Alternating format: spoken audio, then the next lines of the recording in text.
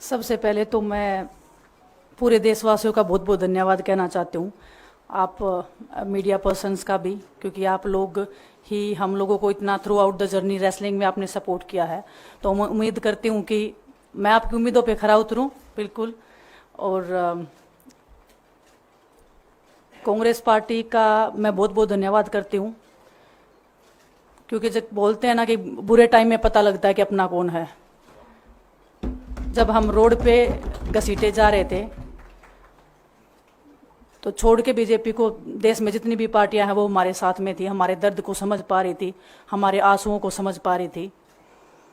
मैं बहुत proud feel कर रही हूँ कि मैं एक ऐसी पार्टी में, एक ऐसी विचारधारा में हूँ जो महिलाओं के साथ हो रहा अन्याय और उनके साथ बुरे बर्ताव के खिलाफ खड़ी है। वो लड़ाई लड़ने के तैयार है, सड़क से लेकर संसद तक। और मैं विश्वास दिलाती हूँ पूरे देशवासियों को कि जो मेहनत, जो लगन से हमने रेसलिंग में काम किया है, हम चाहते हैं कि देश के हर एक नागरिक को जो दर्द, जो तकलीफ हमने झेली है, खासकर महिलाओं के लिए, हर एक उस महिला के साथ में हम खड़े हैं जो अपने आप को लाचार, अपने आप को बेबस समझती है। रेसलिंग में मैंने पूरा कोशिश किया कि मैं जितनी भी महिलाओं को, छोटी बच्चियों को इंस्पायर कर सकती हूँ।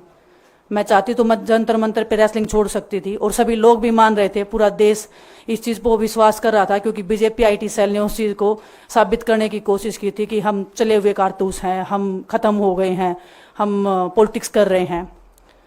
उन्होंने बोला मैं नेशनल नहीं खेलना चाहती, मैंने नेशनल चैंपियनशिप खेला। उन्होंने बोला ये ट्रायल्स दे के नहीं जाना चाहते, मैंने ट्रायल्स भी दिया। उन्होंने बोला कि ओलंपिक्स लेवल तक नहीं जाना चाहते, मैं ओलंपिक्स में गई, मैं फाइनल्स में गई। अनफॉर्चुनेटली परमात्मा को कोई और चीज़ मंजूर होगी। एक चीज़ मुझे पता है कि जब मेहनत आप करते हो तो ज़रूरी नहीं कि आपको उसी दिशा में मिले, कई बार दूसरी चीज़ों में भी आपको वो फल मिल जाता है। और परमात्मा ने मुझे मेरे देश के लोगों की सेवा करने का जो मौका दिया है, वो मैं मानती हूँ कि उससे बड़ा पुण्य का काम कोई नहीं हो सकता है। मेरे लिए बहुत प्राउड की बात है। बहुत एक मैं नई पारी की शुरुआत कर रही हूँ आज से।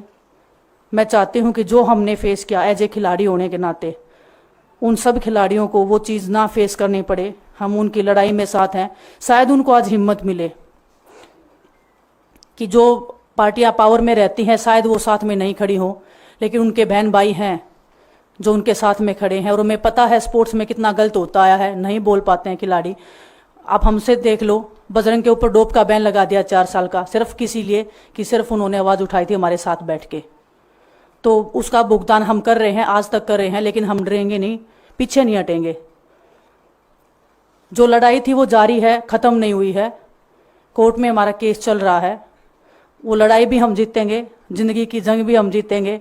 खेल में जैसे हमने कभी हार नहीं मानी है, तो हम इस नए प्लेटफॉर्म पे जो आ रहे हैं, देश की सेवा का भाव, और सिर्फ बोलने तक सीमित नहीं रहेगा ये। हम दिल से हमने खेल किया है और दिल से हम ये काम करेंगे, जी जान से मेहनत करेंगे, अपने लोगों के बीच में रहेंगे। जो भी हम अपने लोगों का भला कर सकते हैं, चाहे कितना ही % हमारे हाथ में होगा, वो हम करने की कोशिश करेंगे। और मैं अपनी बहनों को बताना चाहती हूँ कि आपकी बहन आपके साथ में है। किसी भी मुसीबत में, किसी भी पल, किसी भी क्षण आप ऐसे मत समझना कोई भी आपके साथ में नहीं है। जब कोई नहीं खड़ा होगा तो मैं आपके साथ में ज़रूर खड़ी रहूँगी, कांग्रेस पार्टी आपके साथ में ज़रूर खड़ी रहेगी। ये हमने फील किया था, और मैं वादे से कह सकती हूँ, दावे से कह सकती हूँ कि बिल्कुल आपके साथ भी खड़े रहेंगे। बहुत बहुत धन्यवाद आप सबका।